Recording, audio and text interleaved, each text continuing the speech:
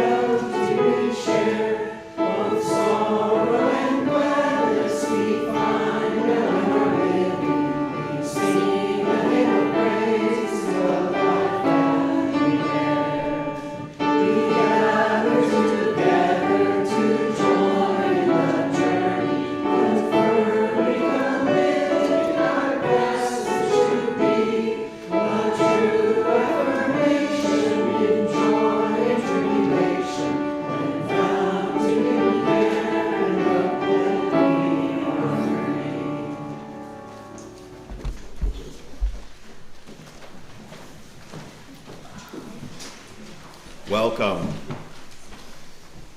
Welcome to the Unitarian Universalist Congregation of Oxford. I'm Andy Pfrenger, your worship associate for today. Whether you are a long-time member or a first-time visitor, we welcome you here.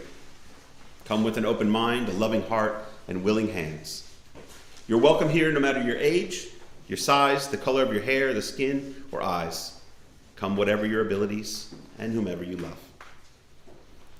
A few announcements. Most of the announcements are in your insert, in your order of service, so you can just go ahead and look at those. But I want to draw your attention to a couple of things in there. First, February is new member month. So if you've been attending UUCO services for a little while, but maybe you haven't signed our membership book and you feel so inclined, then you have the opportunity to do so in February. If you have any questions, please contact Carmen. Where's Carmen at? Hey, Carmen. Or Reverend Sarah. There you go. Our next adult RE gathering will be held on Monday, February 10th at 6 p.m. So that would be tomorrow, right? Yep. It's tomorrow. And the theme is inclusion, and it will be led by Reverend Sarah. And then finally, Reverend Sarah is in town until Wednesday, February 12th. So if you need to see her about anything, would like a visit, maybe meet her for coffee just to chat, share a meal, whatever you want to share what's on your heart, she's available and looking for something to do. Probably. Okay, so other things. Today is our chili cook-off and our potluck. I'm not sure how it all ended up being on Super Bowl. Are we allowed to say that without getting in trouble? Sports ball. Sports ball. Walter, please don't report that to the people, okay? Because we're going to want to get in trouble. But it's chili cook-off Sunday and our potluck. So if you brought something, great. If you didn't, it's okay. We have plenty of food available for you. So just stick around after the service. We'll set up tables and chat and have some good food. Let's see. Cheryl. An announcement from Cheryl.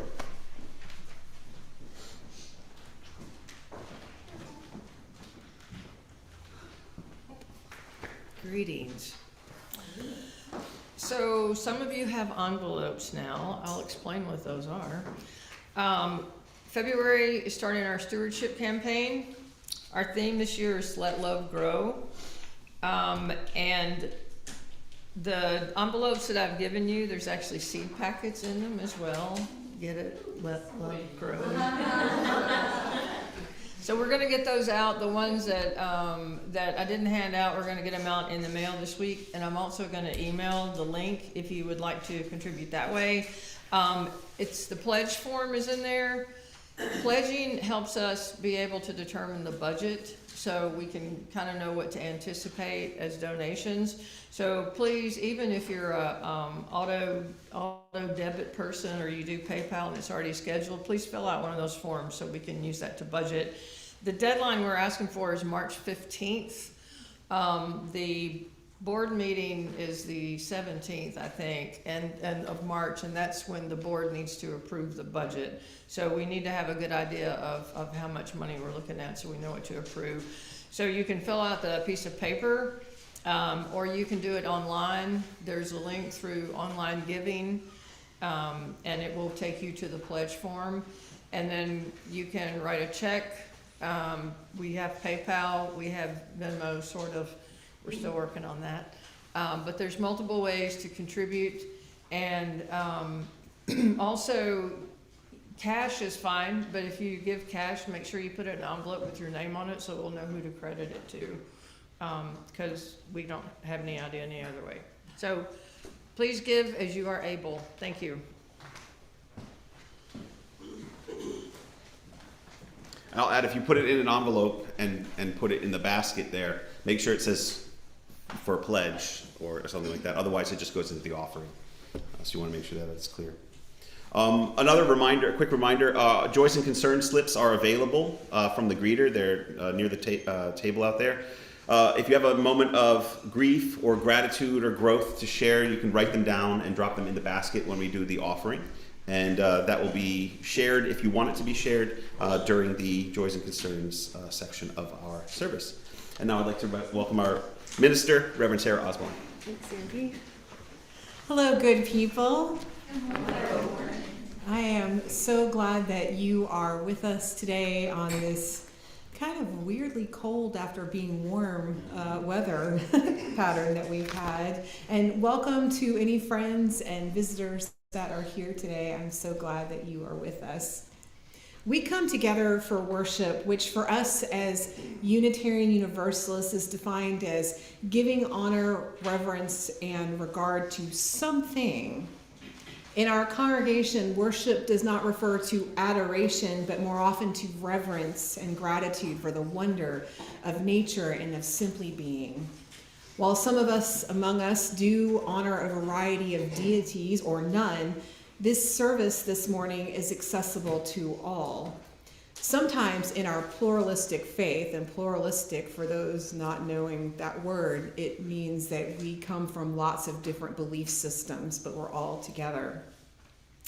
And we sometimes, as a pluralistic faith, need to use our translating abilities when a word or phrase does not mesh with a personal system of belief.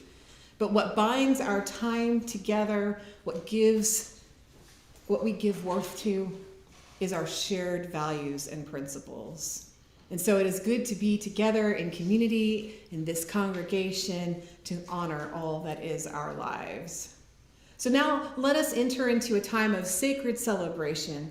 And in honor of Black History Month, I offer you these prophetic words, a call to community from one of Unitarian Universalist beloved elders who now rests among the cloud of ancestors, Reverend Dr. Hope Johnson.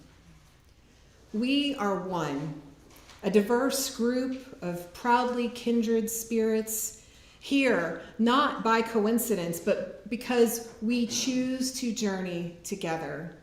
We are active and proactive. We care deeply.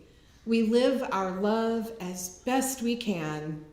We are one, working and eating and laughing and playing and singing and storytelling and sharing and rejoicing, getting to know each other, taking risks, opening up, questioning, seeking, searching, trying to understand, struggling, making mistakes, paying attention, asking questions, listening, living our answers, learning to love our neighbors, learning to love ourselves, apologizing and forgiving with humility, being forgiven through grace, creating the beloved community together. We are one. And with the spirit of oneness, let us now offer to one another a gesture of holy hospitality. You are invited to share in a moment with the folks around you, extend a hand in peace or a fist bump or offer a hug or perhaps a word of welcome. And as a practice of consent, if you wish to not participate or engage, simply place a hand over your heart. You might even close your eyes, and the people around you will honor your choice. And so now, if you will, please turn to the person on your left or your right and briefly greet your neighbor.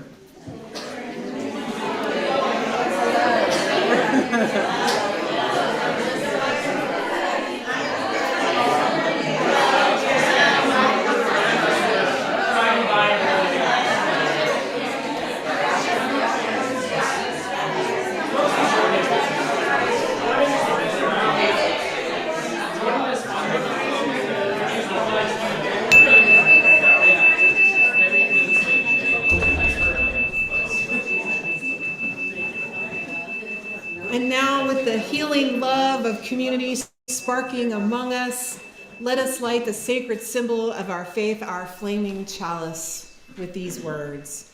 As we light this flame, we remember friends and loved ones near and far, and we give thanks.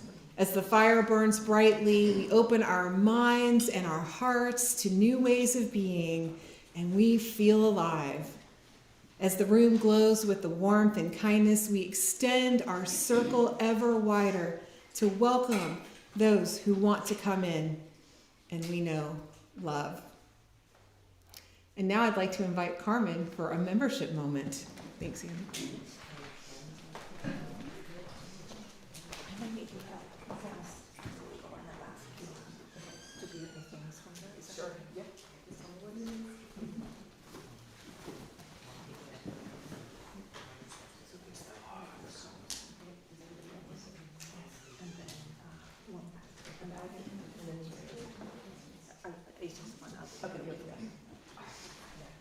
I'm almost there.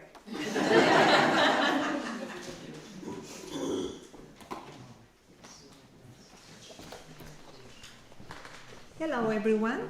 Hello. My name is Carmen Martin, and I am the membership chair. And it is always a joyous occasion when we have one new member, but today we have 5.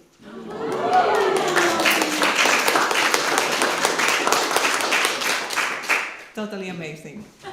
We are all very happy. But before I call them here to welcome them, I would like to, on behalf of Faith Planters, give everybody thank you who donated shoes and clothing for the clothing drive. We collected 1,500 items of clothes to be given away at a later date. So thank you. And before I call the members, we wanted to recognize somebody today who has been integral in our development. And I'm just going to say the name, and Reverend Sarah is going to say a couple of words to this person. And her name is Wendy.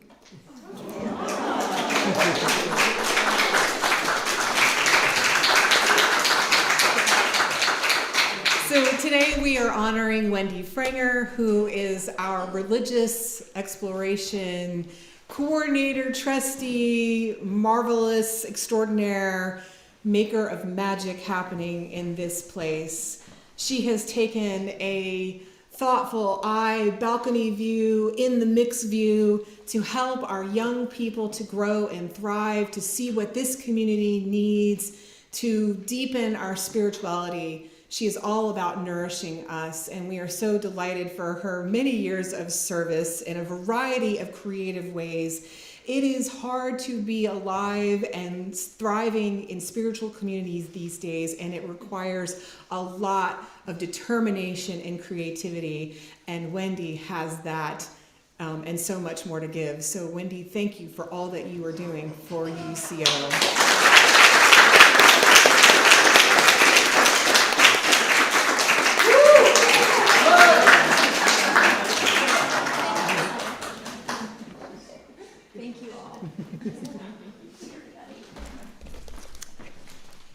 And now I would like to call, and I'm gonna call your name, and please, we'll just probably stay there. And what we're gonna do, I'm gonna ask you to introduce yourselves, 1 or 2 sentences only, because today we have a long service, and we want to welcome you. So go ahead, as I say your name, go ahead and stay there. And as you introduce yourself, here we have the membership book. And go ahead and sign your name on it. Sounds like a plan? Very good. So we would like to welcome Carly Sneed,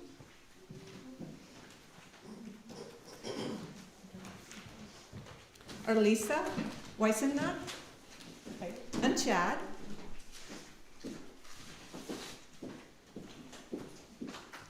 And Afton and JT Thomas.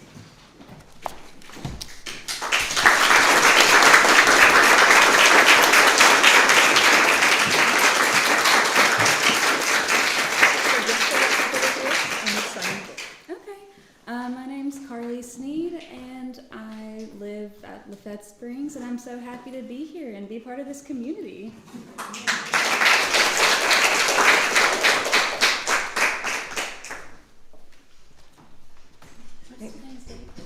Today's date, February 9th. Thank you. I forgot. There you go. Thank you. Hi, I'm Marlissa Wisnat. Carly is my sister, Chad is my husband, so we kind of come as a big group a lot.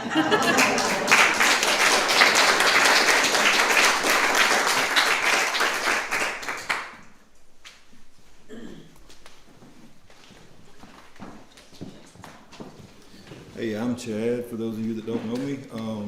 I was thinking this morning that around the same time we started coming here, I joined a gym, and I've been there exactly one time, and I've been here almost every Sunday.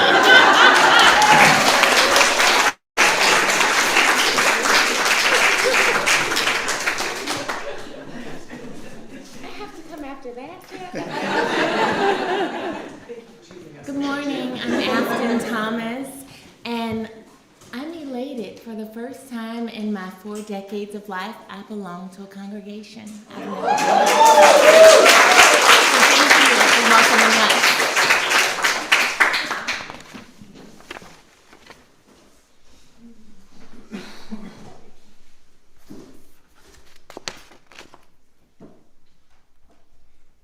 Sorry.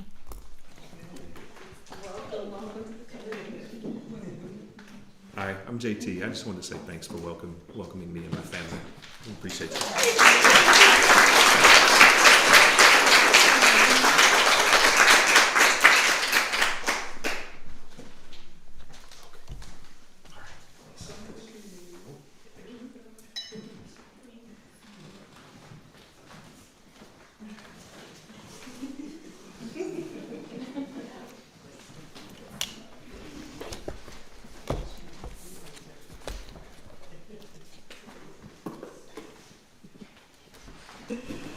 All right. Isn't that fun? I'm just so delighted to welcome you all into this community. And if there's anyone else thinking about it and has questions or not sure, come talk to me or Carmen, because we would love for you to be a member of this beloved congregation. And so now let us celebrate with singing a hymn, number 131, Love Will Guide Us. Please rise in body or spirit as you are able. 131.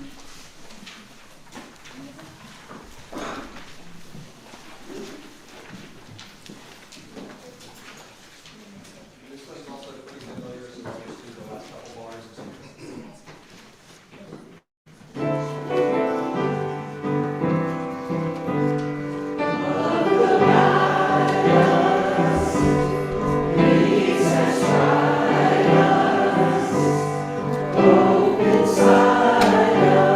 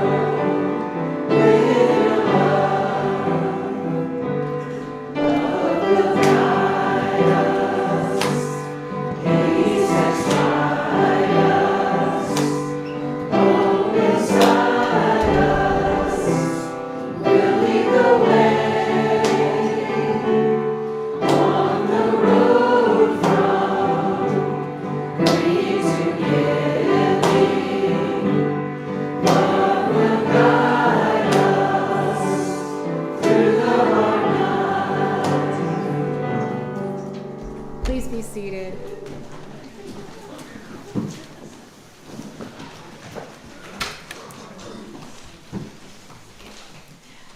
And now we have a time for all ages, a story that all ages will find meaning for themselves in. And this one's called Walking with the Wind, a story from John Lewis's memoir and adapted by Reverend Karen G. Johnston. This true story comes to us from John Lewis, one of America's great civil rights activists and political leaders who died in 2020. Many people were sad to lose him and thankful for all he has done to bring about justice in our nation. He had lived a long and full life and asking of himself and asking of all of us to show up for justice, to do what we can, and just a little more to make sure there was more fairness in our country. John Lewis grew up in a large family, and he would spend time with his aunts and uncles, with his siblings and cousins, and there were many children in the neighborhood, and they would all play and hang out together. And Mr. Lewis tells about a time when he was playing outside with his Aunt Seneva's house with about 14 other children when a storm, a big storm, arrived. A kind of storm that made him very afraid. And I'm going to tell the story from his perspective, so it's like he is talking. So when I say I, it really means Mr. John Lewis. Aunt Seneva was the only adult around, and as the sky blackened and the wind grew stronger, she herded us all inside. Her house was not the biggest place around, and it seemed even smaller, with so many children squeezed inside, small and surprisingly quiet. All of the shouting and laughter that had been going on earlier outside had stopped. The wind was howling now, and the house was starting to shake, and we were scared. Even Aunt Seneva was scared. And then it got worse. Now the house was beginning to sway, and the wood plank flooring beneath us began to bend, and then a corner of the room started to lift up. And I couldn't believe what I was seeing. None of us could. This storm was actually pulling the house towards the sky with us inside it. And that was when Aunt Seneva told us to clasp our hands and to line up and hold hands, she said, and we did as we were told. And then she had us walk as a group towards the corner of the room that was rising. And from the kitchen to the front of the house, we walked, the wind screaming outside, sheets of rain beating on the tin roof. Then we began walking back in the other direction as another end of the house began to lift. And so it went back and forth, 15 children walking with the wind, holding that trembling house down with the weight of our small bodies.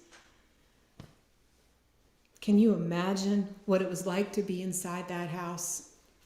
Afraid that it might fall apart from the destructive forces of the wind and the rain, from that whole storm. I'm so glad that John Lewis wasn't alone, that he was there with his family and his friends. And I'm so glad that they figured out a way to work together. When John Lewis was much older and was writing down the story of his whole astounding life, he wrote these words. More than half a century has passed since that day, and it has struck me more than once over the many years that our society is not unlike the children in that house, rocked again and again by the winds of one storm or another. The walls around us seemingly at times as if they might fly apart.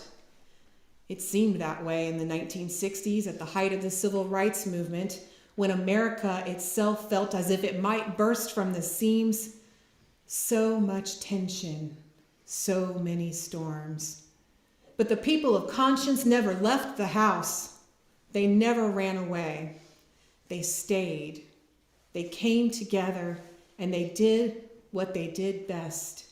And they did the best that they could, clasping hands and moving toward the corner of the house that was the weakest. And then another corner would lift and we would go there. And eventually, inevitably, the storm would settle and the house would still stand. But we knew another storm would come and we would have to do it all over again. And so we did.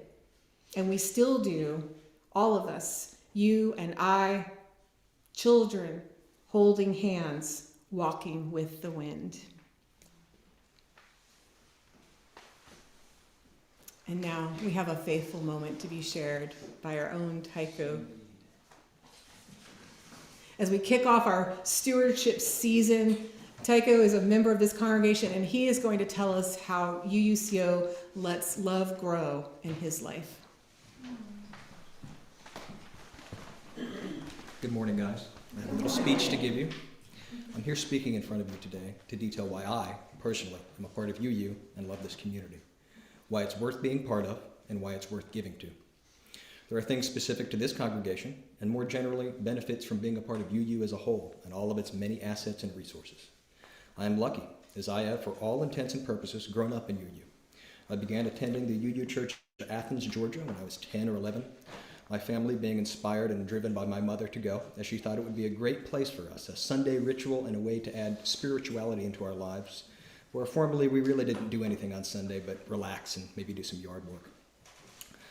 A church and a community of sensible and non-dogmatic people, a stark difference from what you'd find in almost every other church or congregation in Athens, Georgia. Quite a bit larger than our relatively small congregation here, the Athens UU Church was a wonderful place for a young kid to grow up and meet new people and friends. The religious education every Sunday was fun, never forced or boring. Well, maybe sometimes, but it was so few and far between I can't remember a specific instance. I met many of my elementary and middle school friends there, and some of them, a lot of them have gone past, but some of them I still contact, which is very good. Very relevant to this month's offertory, I went through the OWL program, which we're collecting offertory for. It was far more than a sex education program. It's a lifestyle and lifetime education course. Of course, we learned about the birds and the bees, but much more about respect for yourself, everybody around you, responsibility, well-meaning assertiveness in all sorts of interactions, and all done with peers that thought and believed like I did. And of course, without some of the kookery and lunacy found in many sex ed programs out at the time. Of course, I already knew some of these things to be false, but it was good to be taught that no, you're not going to catch HIV or an STD by talking to or being around somebody that other people call icky. You're not going to get somebody pregnant by looking at them, or other strange myths and nonsense we've all probably seen touted about at some point. Instead of making us young people in the course scared, which I believe was the point of many of the sex ed courses taught in state schools, OWL educated me and enhanced my understanding of life in the future. Another wonderful UU asset I was able to experience many times is the mountain. It's exactly what you'd think it is based off the name. It's a large retreat complex built at the top of a mountain in North Carolina. I attended youth cons, summer camps, hikes, campouts, rock climbing expeditions, rafting trips, again, all with like-minded peers and friends. I've never been to any other place like it. I could go on and on about how great it is, but I encourage you guys looking into it for yourselves and maybe taking a trip there during one of their many events. Descriptions don't really do it justice. You got to go sometime. I'm pressuring you. Now, to the specific things I like about us, UUCO, and the people here that I know personally. I moved here in 2012 with my family, and immediately we began attending. In fact, we attended a few times before we even moved here proper.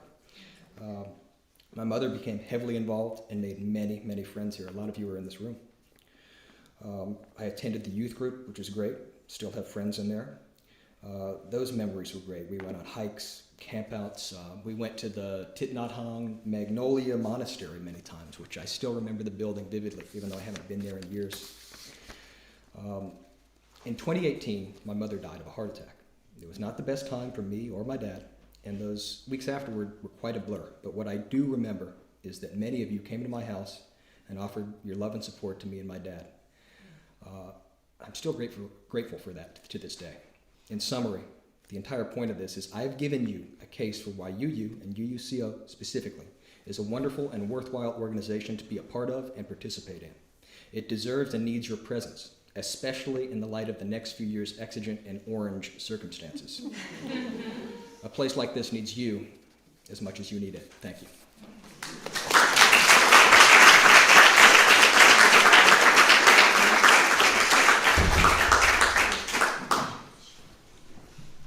Thank you, Tycho. This religious community exists by its mission as a fire exists by burning. But a fire cannot burn without fuel. And now it is time.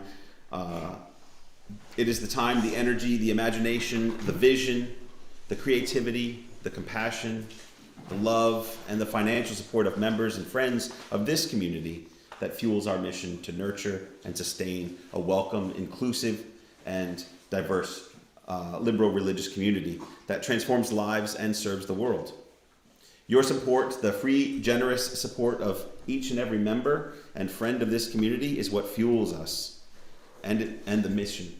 And without your support, the flame of justice, community, and love cannot burn brightly to warm ourselves and be a beacon in a world threatened by division and fear. Our offering collected this morning is split 50-50, with half going to our monthly Share the Plate designee and half going to the support of the mission of UUCO. Our Share the Plate recipient this month is Our Whole Lives, otherwise known as OWL, which Tycho was just talking about. So what is Our Whole Lives? It is a comprehensive lifespan sexuality education that provides accurate, developmentally appropriate information about a range of topics. It is honest and accurate information about sexuality, and it changes lives. It dismantles stereotypes and assumptions, builds self-acceptance and self-esteem, fosters healthy relationships, improves decision-making, and has the potential to save lives. As an STP recipient, that is Share the Plate recipient, funds raised for OWL will be used to send selected folks to OWL facilitator training next month in Memphis, and to establish a program here at UUCO that we can offer to you guys and the community. Again, please remember to drop any notes of grief, gratitude, and growth into the basket as it comes around. Our morning offering will now be gratefully received while we listen to some special music provided by Tycho Jenkins, Dan Mattern, and Whitney Wagers.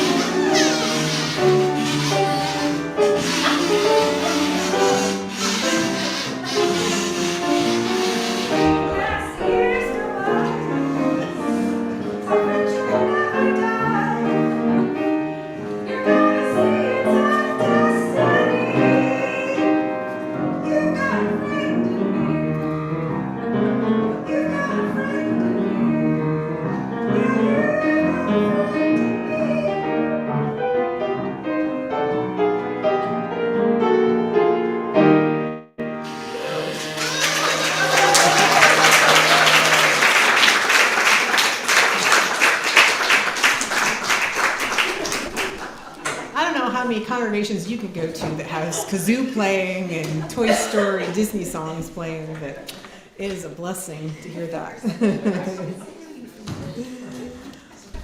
All right. And now let us enter into the ritual like the one before us, to share what is on our hearts and lay it at the altar of community and spirit. Using a pebble of dropped into a bowl of water to symbolize the ripple effect of the events of our lives upon the larger community. We will now share the grief, gratitude, and moments of growth that have touched our lives since we were last together. Of course, our first pebble is one of gratitude for our visitors and friends. We offer you a warm welcome, and we are so very happy that you are with us today. Our second pebble is one of grief for people across the globe who are suffering due to war and violence, disasters, and tyranny. And we drop a third pebble in the bowl of remembrance for Jay Lee, a local trans woman who went missing, whose story was unresolved for too long, and whose remains have been recently found. May those who love Jay find peace and be comforted. And now we will share our written words of our grief, gratitude, and growth. From Joanna Quinn and Ken McGraw, a gratitude. We are blessed to welcome our second grandchild to this world this week.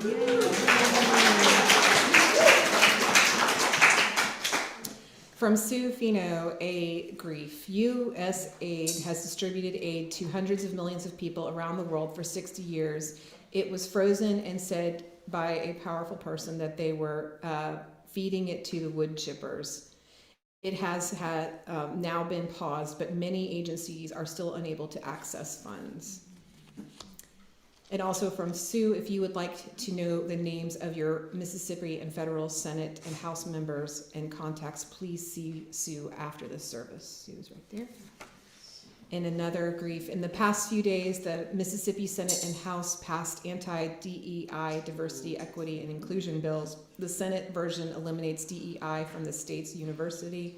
The House version is simply awful. The House and Senate will now work those two bills into one final bill. And from Michelle Harvey, a pebble of gratitude. Huzzah to Wendy and Andy Pfrenger and all the others who opened their homes and heart to host fundraisers and build community.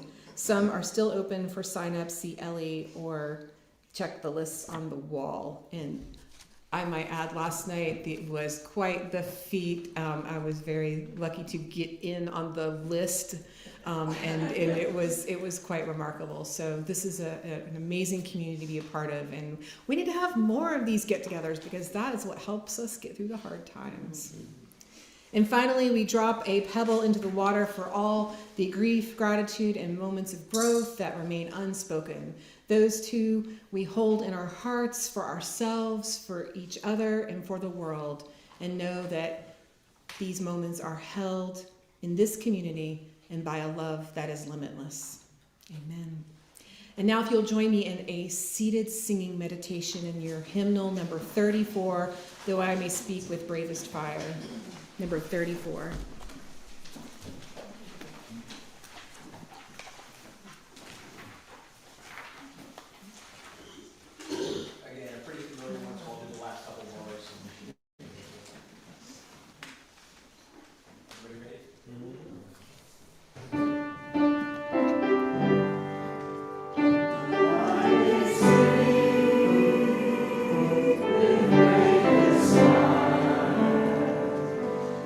Thank you.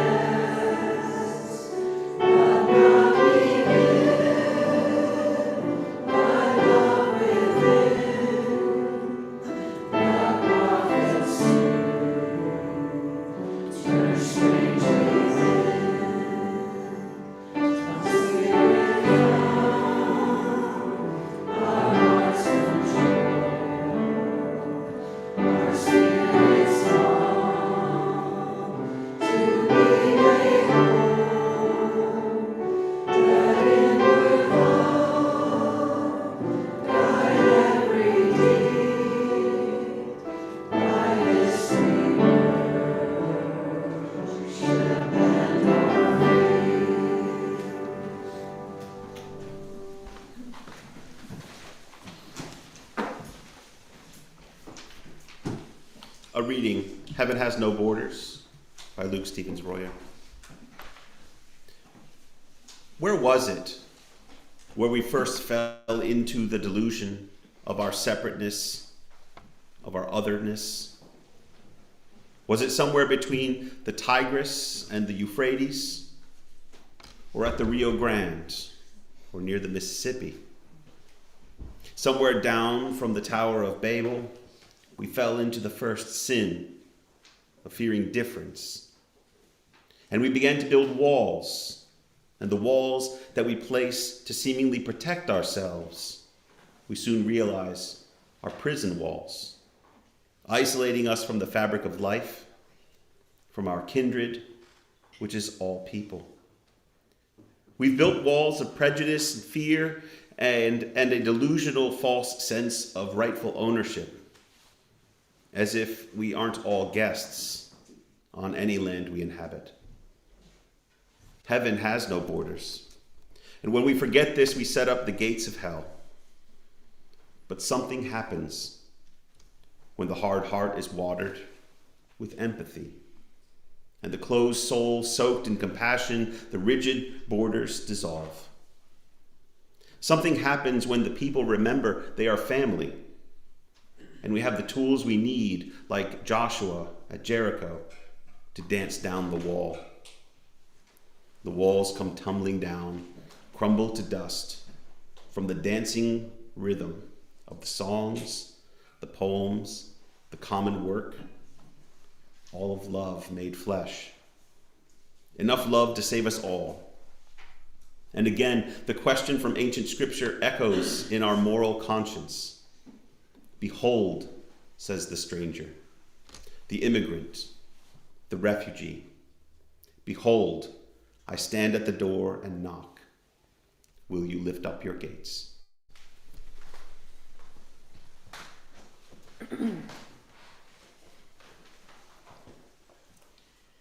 There is a love holding us. There is a love holding all that we love. There is a love holding all. We rest in this love. Reverend Dr. Rebecca Parker offers these prophetically profound words to describe the theology of Unitarian Universalism. Love holds us. Love holds us. Love is the center of our faith. It is a beautiful sentiment, aspirational most of the time. We seek to be a bridge to better the world, moving each and all towards wholeness. In such a broken world, we have the worthy desire to help, to be of service to others, to fix. And this love that holds us, that moves through us, is not, as Parker writes in her essay, Love is a Circle in Time. It's not polite kindness, but profound respect and willingness to be changed by our relationships with one another. Not mere tolerance of differences, but accountability for the character of our interactions. Doing the work, healing the brokenness, transforming our lives, which is one of our core values as UU, means that we need to have our spiritual practices to strengthen our ability to know ourselves as beloveds, and to extend the reach of love in ever-widening circles of embrace. If you are here in this community, if you identify as a Unitarian Universalist, if you are simply a curious friend, you are present and included in a spiritual movement that calls you to uplift and hold space for beautiful, joyous, righteous, and comforting manifestations of love. Unitarian Universalism asks you to be in community, to transform, to be generous with your time and spirit. And being here on a Sunday or at other times with the folks here is a collective spiritual practice. And in this place with these beloveds around you, we practice our humanity. We practice healing and kindness and accountability. And we are here at UUCO to learn how to be together, to practice boundaries and kindness, to communicate effectively and have crucial conversations, especially when times are hard. And we build friendships and tend to one another, and we stay even when it's hard. We stay holding hands, moving around that house together, shifting to hold it down. We stay in community because the alternative is more brokenness, more isolation, and more fear. And in these challenging times, it's all too easy to forget what love looks like in our personal relationships, in our congregation, in our communities, but we must hold that line. The current political regime has a playbook that we all know about, and it's not new. Trump and Musk are doing their very best to orchestrate a coup and create chaos, trying to dismantle our democracy. And other fascists and despots have come before who have tried to harness power by sowing mistrust and fear, as if putting others down ever made anything better. Greed is being elevated, friends, and please do not fall victim to this. In Timothy Snyder's book on tyranny, he reminds us that history does not repeat, but it does instruct. He recalls Aristotle warned that inequality brought instability, while Plato believed that demagogues exploited free speech to install themselves as tyrants. We are all too well and too familiar with this right now, with executive orders and private citizens running amok with sensitive data that the government holds. The implications are frightening. But what can we do? This tyrant is trying to dysregulate us, confuse us, get us to panic or shut down. Tyranny is trying to make us drink from a fire hose of evil. It's fostering a kind of grief so many of us are experiencing on a wide scale. And I think of my own grief and that of my family's when my mother passed away some years ago. It reminds me those feelings are the same. Shock, anger, denial, confusion, heart-hurting sorrow. At one point, I feared that I was having a heart attack, but really it was heartbrokenness. How did I come back from this? How do we move on and through these troubling times? I could not change what happened, but I could learn to navigate the world with this new reality and do what I could to make changes for the better. But I could not do it alone. And what ultimately helped me personally, friends. Even friends who were new to me, friends who told me it was okay to rest, friends who called me up and said, I'm bringing dinner over and will text you when I drop it off. I'm not staying. Friends who sat with me without saying a word. Friends who reminded me of who I was and encouraged me to love myself through the grief. A circle of friends, a community that is there when times are hard, a circle willing to say yes even when it's hard. I suppose what I'm saying is that any of us who are feeling grief and anger right now, you're not alone. We are not alone in this. And at some point when we are ready, and this is different for each of us, when we are ready, supported by this community, we begin again with love. We get up, we take the metaphorical shower, we put on our boots, and we get back to it. Black author Prentice Hemphill offers tremendous wisdom in her book, What It Takes to Heal, How Transforming Ourselves Can Change the World. And she discusses how we must allow ourselves to feel. Let our emotions be our guide to recognize how our feelings reside in our bodies and to recognize when and how and when pain and anger is fueling our bodies into action that gets in our way. She says it is easy for us to replicate what is embodied around us. historical impositions of another time mapped in our bodies, telling us who and where we are. But, she says, when we look to the nature of our relationships with one another, we can become more skillful and authentic in our interactions and see that there are ways of relating that might allow us to connect and come out of that automatic past and entrenched ways of being so that we can meet one another now. Not bypassing our history, but moving forward in its knowledge. Our ability to do this is key. Our relationships, our social connections are the bridge between individual and societal transformation. Y'all, we are a highly thinking bunch.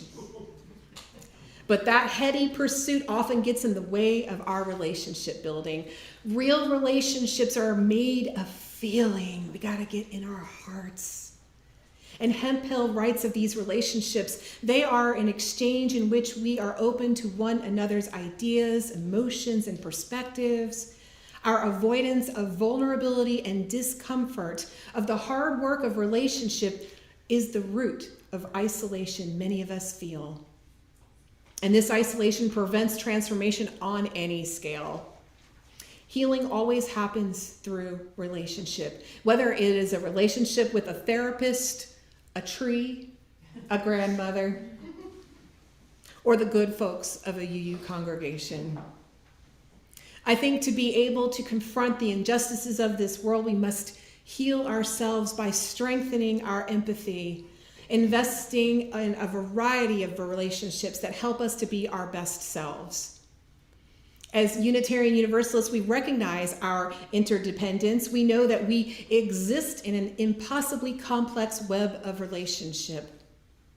But our society, the people in power, are trying to tell us lies of unrelatedness. Lies that proclaim that any of us is alien or foreign or different or less than because of our skin or who we love or how we express our gender.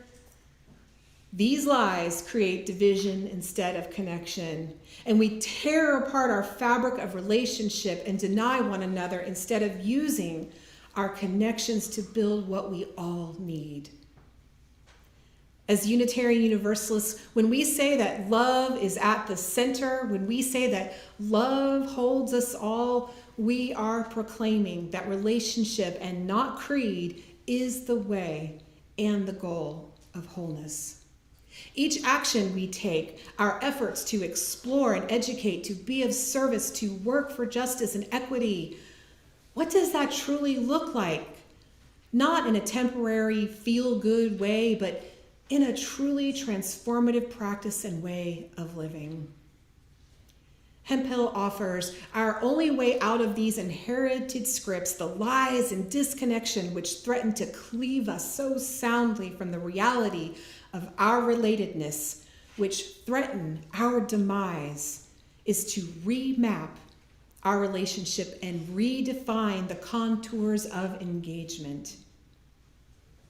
But to do so, we need skills that trauma and oppression attempt to take from us. Skills of connection and collaboration, skills of authenticity and boundaries and trust. Authenticity so that we can come to know the self who lies underneath our conditioning. Boundaries to help us learn to navigate our changing needs and maintain love and connection. And trust so that we can do things together and build and play and create. And this is it, friends. We come to this congregation to explore and practice and build together our capacity for relationship, including our authenticity, our boundaries, and our trust. Without these, we may fail. We stay or become broken. We run the risk of being frozen or numb. And it's hard work, beloveds, but it's worth it. It's worth coming together. It's worth exploring who we are as individuals and as a community so that they can then be of service to the larger world. So we can hold boundaries and say no to oppressive regimes so we can all get free. Now, I'm not saying that we solely focus on this healing work that we must do as individuals and as a congregation. We must do a delicate and deliberate dance between that internal and external work. We find liberation, healing through various venues of self-care and community care. Striking balance is always the key. The work of relatedness and of building friendships and connections helps us to resist tyranny. And Snyder offers one particularly compelling lesson for this work in his book on tyranny. Practice corporeal politics. He writes, power wants your body softening in your chair and your emotions dissipating on the screen. Get outside. Put your body in unfamiliar places with unfamiliar people. Make new friends and march with them.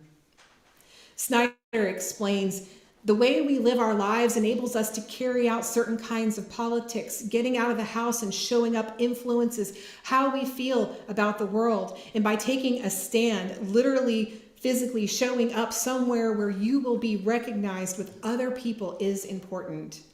And this visibility matters and has lasting impact in people's lives. Y'all, this is his book. It's little itty bitty. I highly recommend it. It's from 2016, but super, super relevant in our lives. And he has a YouTube series of all of the lessons, so you can watch it if you don't want to pick up the book. I highly recommend it. Engaging in real life is powerful.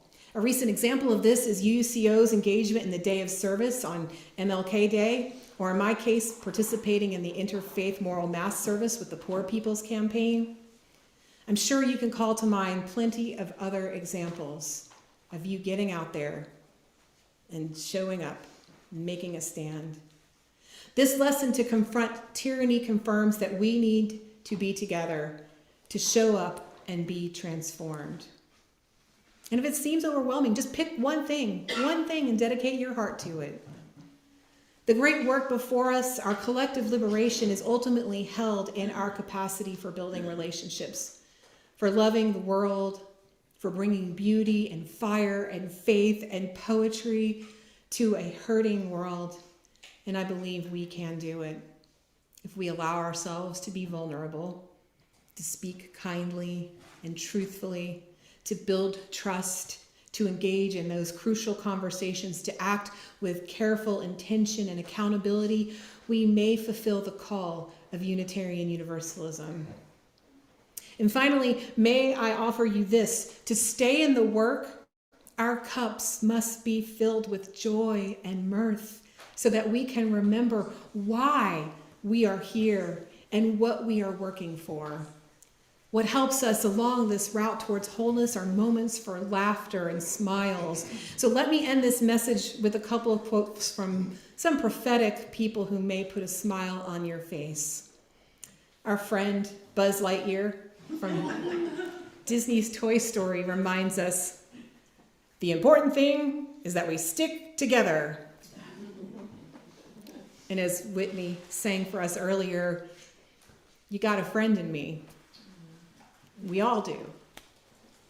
And finally, from one of my favorite old TV shows, The Golden Girls, for which the title of this service was inspired, Golden Girl Dorothy opines, the bottom line is this: in life, sometimes good things happen, sometimes bad things happen, but honey, if you don't take a chance or take a stand, nothing happens.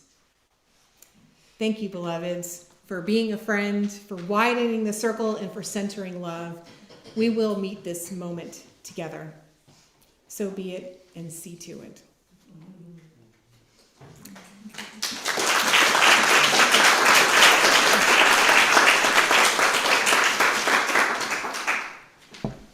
And now, before our closing hymn, I'm going to invite y'all to do a little embodied meditation with me because we are here to, again, practice our little spiritual engagements.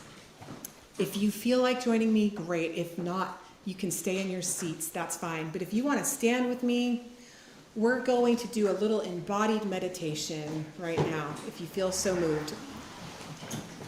We're just going to remember that we are on this earth being fueled by the energy of this earth. And so let's all take a nice deep breath in and let it out.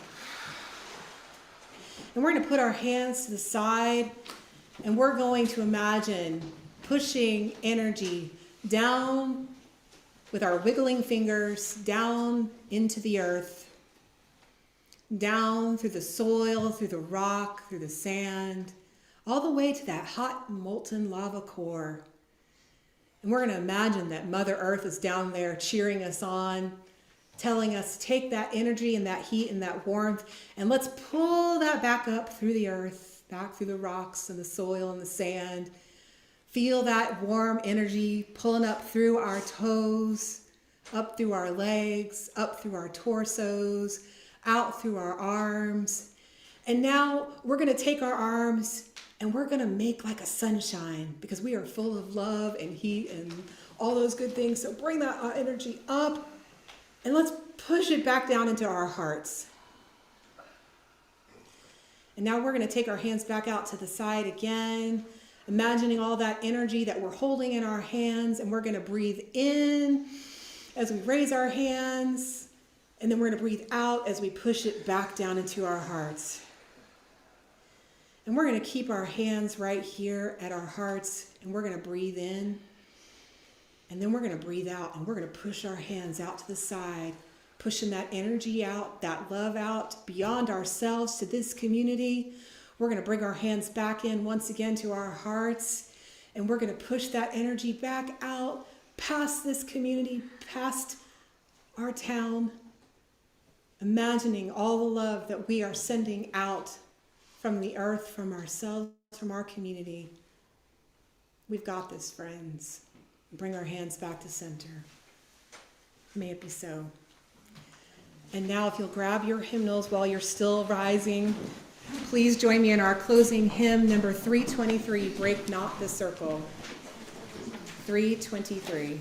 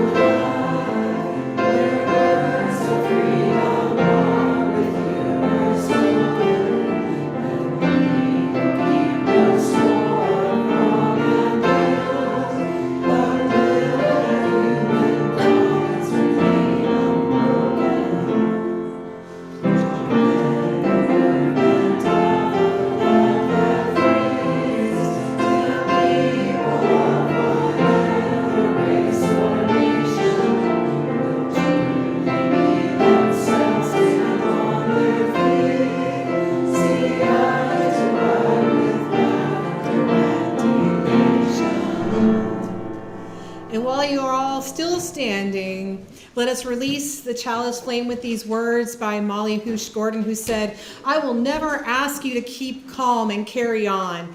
How can we keep calm? And what are we carrying on anyhow?" The same logic applies to the empire that got us here.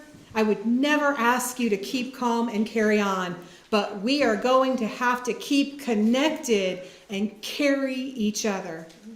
Keep connected and carry each other. Let's do this, friends. Blow out that candle. And now it's Sorry, I didn't realize.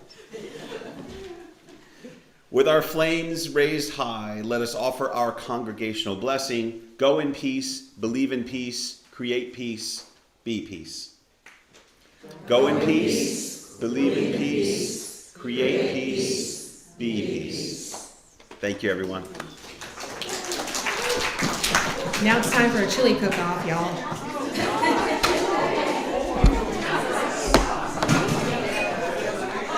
I kind of messed up that little back end in there. I had changed it the week before. Oh, is that right? I was like, oh.